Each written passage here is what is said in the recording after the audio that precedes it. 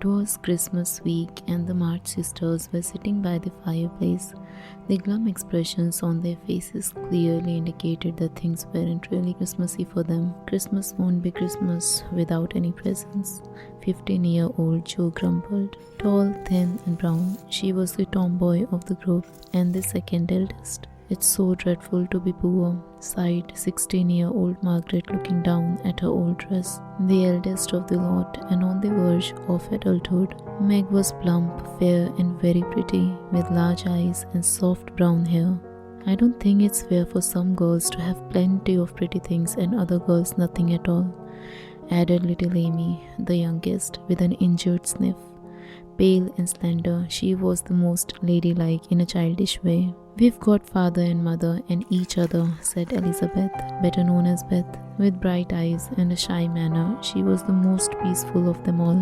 Nobody spoke for a little while, and then Meg reminded them of the reason why their mother had proposed not having presents this Christmas. It was a hard winter for everyone, and they should not spend money for pleasure while their men were suffering in the army. However, neither of the sisters were very keen on making such sacrifices. "I don't think the little we should spend would do any good. We've each got $1, and the army wouldn't be much helped by our giving that. I agree not to expect anything from mother or you, but I do want to buy Undine and Cintron for myself. I've waited it so long," said Jo. The others too had decided on something like that. Beth had planned on buying some new music, while Amy wanted a nice box of Faber's drawing pencils. Mother wouldn't wish them to give up on their own money, and thus they decided to buy a little something for themselves. "We work hard enough to earn it," said Jo. "I know, I do," Megan began in a complaining tone about having to teach the tiresome children all day. Jo chimed in, saying her work was the hardest since she was shut up with a nervous, fuzzy old lady who worried and bothered her all the time. On that note, Beth said how difficult it was to keep things tidy all the time. At the end, Amy declared that she suffered the most, as she was forced to go to school with impertinent girls who tried to insult her all the time. Having discussed this, Amy and Jo started bickering about vocabulary, to which Megan scolded them both. Jo on being too boyish and unladylike, and Amy on being too particular and prim. "If Jo is a tomboy and Amy a goose, what am I?" asked Beth. "You are a dear and nothing else," answered Meg warmly, and no one contradicted her, for she was the pet of the family.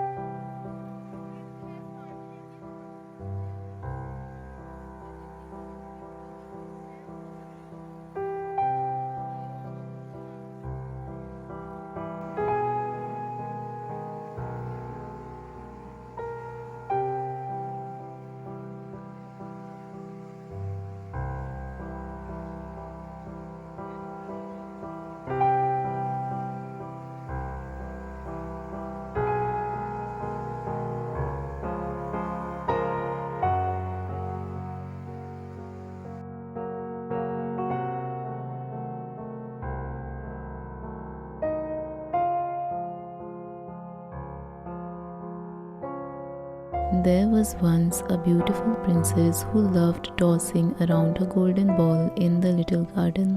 One day the ball slipped out of her hands and fell right into the pond. The princess began weeping loudly. Suddenly, a frog hopped up to her. "I could get the ball for you," he offered. "Oh, would you? Please," the princess sniffled. "But in return, you have to take me to the palace and eat with me and let me sleep in your bed." The princess reluctantly agreed. The frog dove into the pond and retrieved the shiny ball. The moment he gave her the ball, the princess ran away, leaving the frog behind. "Hey, come back." The frog followed her to the castle. He kept tap-tapping on the doors until she let him in. The princess rushed to her father and told him the entire story. "The frog helped you," said the king, "but he is so gross," the princess replied, disgusted. The king replied sternly, "A promise is a promise." The reluctant princess nodded and led the frog into her room. As promised, the princess ate with the frog and let him sleep in her soft silken bed. They spent all their time together. Slowly, the princess grew fond of the frog. The princess realized how mean she had been and apologized to the frog. Suddenly, the frog transformed into a handsome young prince. "I was cursed by an evil witch," he said, "and only the love of a kind princess could release me from the curse." The frog prince and the princess confessed their love for each other. They got married and lived happily ever after.